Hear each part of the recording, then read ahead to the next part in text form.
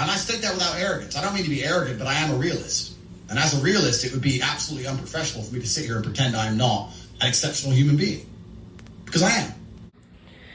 The Untouchable True School Sports Empire proudly presents something the boxing games are missing. Hey, what's going on? It's your boy BT, and I came here to talk some boxing with the thousands of True School Sports subscribers. Now, it is, in fact, the road to Japan, the road to Inoue versus Fulton, the most important fight in boxing right now, as far as I'm concerned. There's no ifs, ands, or buts about it, because last I checked, Crawford and Spence ain't happening. Last I checked, Tank and Ryan ain't happening. Last I checked, Fury and Usyk ain't happening at the moment of me shooting this video, which is February 11th, 8:17 p.m. Eastern Standard Time. It is, in fact, my birthday today. So, happy birthday to my mother-loving self. But listen, man.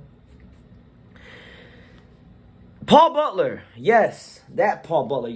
This Paul Butler. The one that got absolutely murked, destroyed, flattened, dominated thoroughly by the monster when they had the recent undisputed title fight for the bantamweight straps. He was speaking to Yahoo Japan. Yahoo Japan posts this on their website, so shout out to Yahoo Japan. I love Yahoo Japan. They're doing great work and keeping people like me informed on everything going on with this fight and these fighters. Paul Butler is interesting. He feels like he's laid out a blueprint for Stephen Fulton to beat Inoue, and he believes that Stephen Fulton will use some of the ways that Paul Butler made things difficult on Inoue as far as his movements and stuff in his game plan to defeat Naoya Inoue. Now, here's what Paul Butler said in regards to all of that. He said, and I quote, "I think Fulton will look to my clever maneuvers. I think it's a great match. I've seen very little about Fulton, but he's clever and big. He's bigger than Inoue." He then went on to say, "When I stepped into the ring with Inoue, the only thing I thought was how big was his legs. His calves were huge. I thought other than that, he's not a big guy." So, yeah. And then he feels like, he also stated too that he feels like with Fulton's size and his boxing IQ, he's going to take some of the movements and some of the things that Paul Butler did to make Inoue have to work and put it in his style. Now, listen, man, I remember watching that fight, Paul Butler and Inoue, and although Paul Butler didn't really win like a lot of rounds, if any rounds, I just remember that fight. I remember him when he did let his hands go, and when he did actually like close the gap on Inoue, and when he did kind of get in close, there were times in that fight where Inoue didn't look the most comfortable. It wasn't for very big moments of time, but it was just little small pockets of time. And I me having the trained eyes I have in boxing, I can see these things.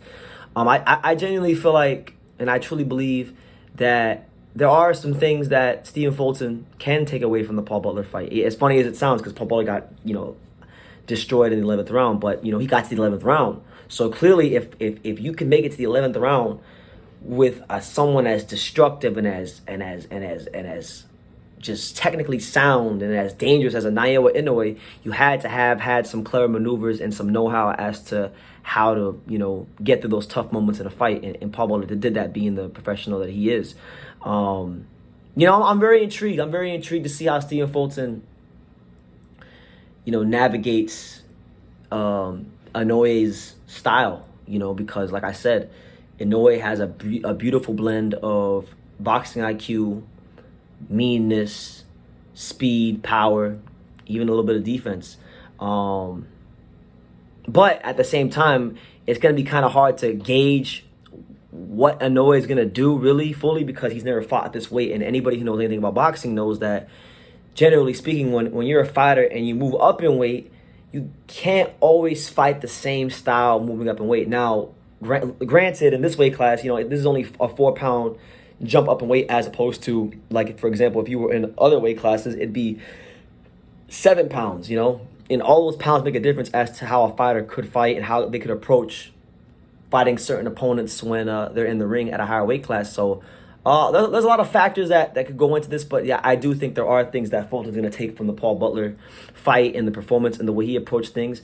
I think Paul Butler, like I said earlier, he did a great job in pockets of that fight, small moments of that fight, of crowding Inoue, not making him feel the most comfortable, and really, making him have to work for that knockout. He had to work for that knockout, and that's why, despite his limited ability in comparison to Naoya Inoue, he showed that he had a boxing mind to be able to survive until the 11th round.